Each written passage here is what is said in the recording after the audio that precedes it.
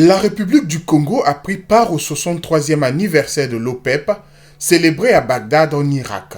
Au cours d'un point de presse qu'il a animé le vendredi 30 juin à Brazzaville, Bruno Jean-Richard Itoa, ministre des hydrocarbures, a présenté la place qu'occupe le Congo au sein de l'OPEP ainsi que les avantages pour les Congolais. En tant que Congo, nous sommes très fiers d'appartenir à cette organisation qui est une des plus importantes au monde sur le plan économique.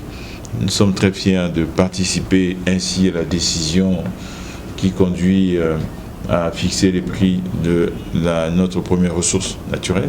Nous sommes heureux d'y jouer un rôle important. L'année dernière, le Congo a assuré la présidence du conseil du comité, de la conférence ministérielle. Et même après notre présidence, nous continuons à jouer un rôle très très important. Le Congo est un pays qui pèse. Nous sommes le troisième pays producteur de pétrole en Afrique subsaharienne, et donc ce n'est pas rien.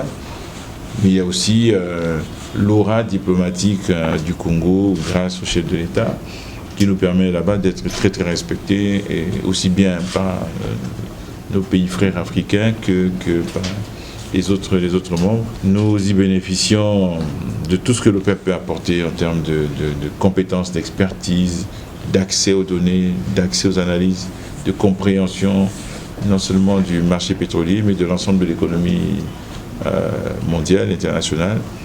Et nous avons bon espoir que nous pourrons trouver des opportunités pour que quelques Congolais aillent travailler là-bas dans les structures de l'OPEP et ainsi apprendre davantage.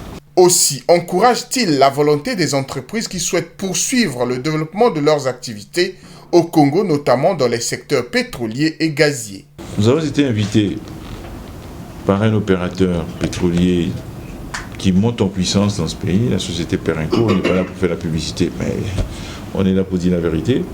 Qui monte en puissance, qui montre son engagement de plus en plus dans ce pays, dans le pétrole congolais, sa foi, sa croyance dans l'avenir de ce pays, et qui continue à travailler, qui a pour cœur de métier la reprise des champs en fin de vie, et qui arrive à prolonger leur vie, y compris de 20 ans supplémentaires, à augmenter la production, à réduire les coûts, et ainsi à maximiser les revenus tirés de ces champs pétroliers.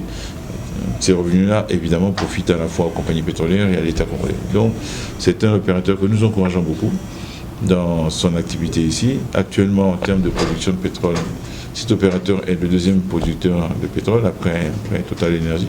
Pour Bruno Jean-Richard Itoa, le gaz torché qui est désormais interdit permettra la production de l'électricité. Le gaz torché, nous n'en voulons plus. Nous avons pris un décret qui vient renforcer celui de 2007. Ce décret a été pris en 2022 avec des pénalités, avec des sanctions. Et donc, ils ont décidé de valoriser tout le gaz qu'ils torchaient avant pour ne plus le torcher. Et ils le valorisent en produisant l'électricité sur cette plateforme. Et ils vont installer, nous l'avons vu pendant la visite, 3 turbines à gaz. Ces 3 turbines à gaz produiront quelque chose comme 27 MW, suffisant pour fournir l'électricité non seulement au champ de Tiendo, mais à l'ensemble des champs opérés par Perenco, qui sera donc désormais sur le plan énergétique totalement autonome.